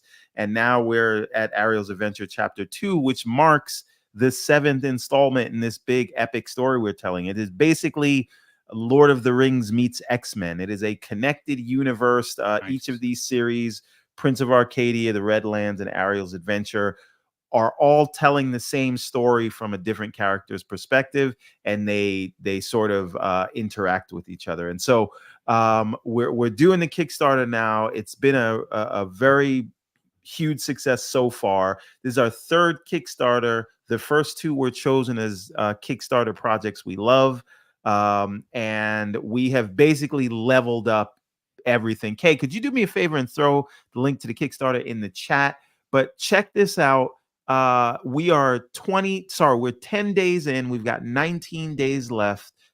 Anyone in here that has invested and supported us before, you can see that you already know the level of quality that we offer. The idea was to create something that is fully independently owned and driven by the community, that could stand right next to the majors. And every book that we release, we try to deliver on that more and more. And if you've already invested in this campaign is going to launch, aside from Ariel's Adventure Chapter 2, we're releasing the hardcover of Prince of Arcadia Ultimate Edition Book 2, which includes bonus content, which kind of tells you a little bit about some of the characters there. And we announced this last night. We are now, just to celebrate hitting the 70% mark, we are launching 2 very limited variant covers for Ariel's Adventure Chapter 2, which you can only get as a part of this Kickstarter. So if you've backed the campaign, you can add it as an add-on now. We are only printing 50 of each of those covers, and they will never be printed again. So if you've backed the campaign, check it out. If you haven't, you don't want to miss it. We designed a bunch of tiers that allow everybody to get in. And the other important thing I'll say before we wrap this thing up is you can become a character in the Everborn Saga, right? You guys all know Gamer MD from the community. He backed the Redlands campaign, and now he is a character in the book, right? Ariel's Adventure has characters that are based on the people that backed the first campaign, right? So we will make you a character, and it won't just be a walk-on role. You'll actually have a significant role. If you check out the campaign, you can see some of that. But go to Kickstarter.com, check out Everborn. The link is also in the chat if you want to get directly to it. But if you go to the campaign right now, you can actually get this book, a digital version of it, for free. If you look in the description, we give a link because we want you to know the level of quality that you're going to be dealing with. So we're giving away a digital copy of Ariel's Adventure Chapter 1 just by visiting that campaign. So go to Kickstarter, search for Everborn, or click the link in the chat.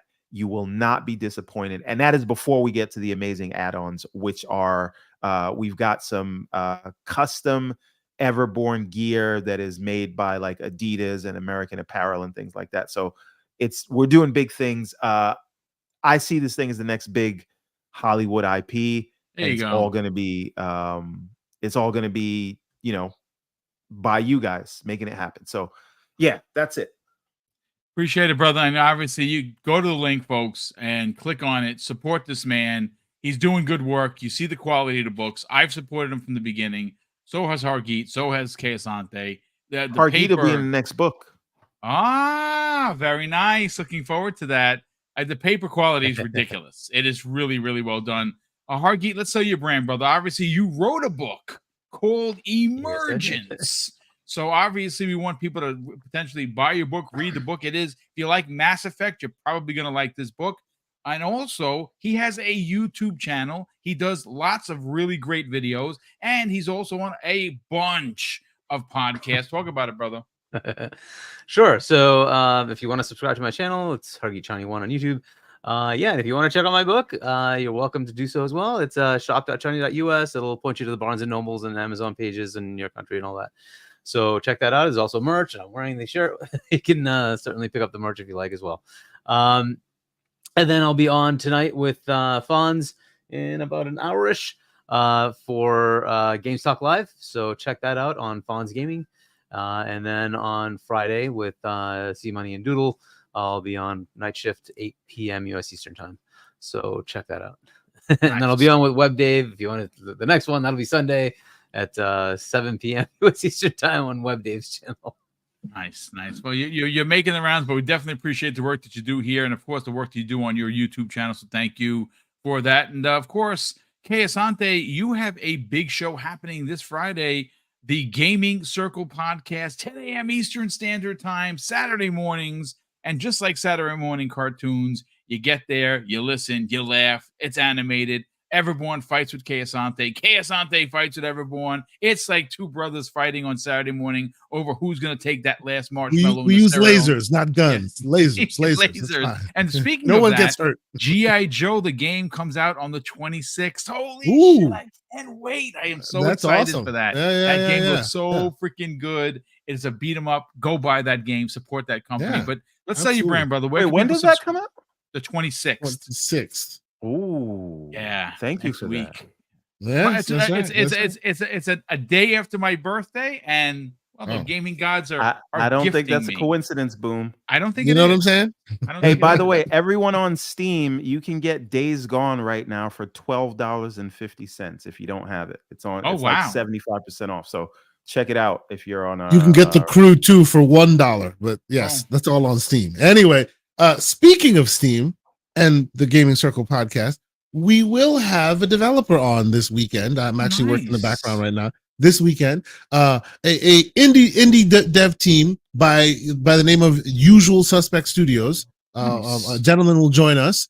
They made a game called It's Only Money.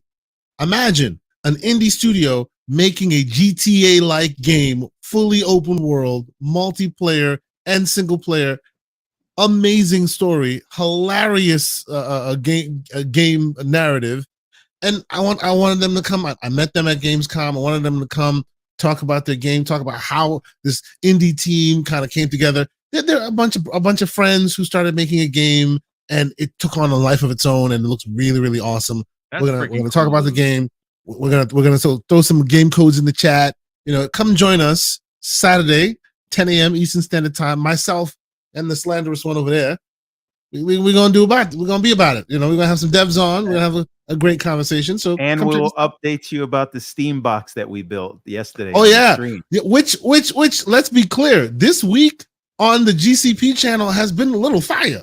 I streamed for an hour. I streamed the Plucky Squire, and then after that, we had a 4.5 hour impromptu GCP where my man decided to put on the tech shoes and literally unboxed a mini PC, upgraded it, put new operating system on it, and then played Cyberpunk for y'all just to make sure you see that it all worked. So yes, there's a lot of content on the channel, and there's more content because this weekend we're gonna be back at it again. But yes, it's been an interesting couple of days. Well, don't forget about the website. Don't forget about that. Oh, yeah. Yes, of course. And I did write a pretty good article about the Plucky Squire, my thoughts on it, the review. I love that game. I think that game deserves many awards. I think people should really give it a shot. I think it's going to win a lot of awards. It's whimsical, it's magical, it's great. And there on the gaming circle, you will not only find our previous episode, you will also find a blog section with writing from a lot of our community members. Most of the people on this panel have written on the gaming circle at this point. A lot of great articles, a lot of evergreen topics that you can come to whenever you feel like it. So check us out. You know, we're growing in different ways. We appreciate you. Thank you so much. Nice. And of course, the last super chat comes in from Richard Mahog, who says this after dropping a very generous $5 super chat. They should buy Supermassive, which makes a game of the year and a banger every 6 every 6 months, perfect for Game Pass. I mean, you know what they should do is figure out what the hell happened at Annapurna and get all those developers and make them a studio. That's what they should do, because everybody walked off, and now that thing is just it's a lot. It's a big trouble over there. But ladies and gentlemen, that's going to do it for us. A big thank you to all of the very generous super chats and channel memberships that continue to pop in through the generosity of the community. Mrs. Boom and I are incredibly grateful. Next week, folks, Friday the 27th, Mrs. Boom and I are giving away $500 worth of gift cards, 10 $50 gift cards to do our 6th annual Boom's Birthday Bash. And while we do this every year, it's my birthday on Wednesday, but it'll be you folks to get the prizes, and 5 of the 10 are going to be channel members. The second 5 will be anybody that's in the chat. And even if you are outside of the Americas and you win, we will send you the prize money via PayPal. So even if you're outside of the country, you still win. We're one of the few shows that actually offers that, and we're super proud to do it. And of course, I'm going to close out today's show with something that's incredibly important to me, folks. Hopefully one day it'll be important to you. And that's something that my dad taught us when we were kids. And he would say, Craig, treat others how you want to be treated. And also, it doesn't cost anything. Be nice. You live by those rules, son. I can guarantee you're going to have an awesome day. So take care, everyone. And we'll see you next week on the newest episode of Primetime Gaming with Mr. Boomstick and Friends.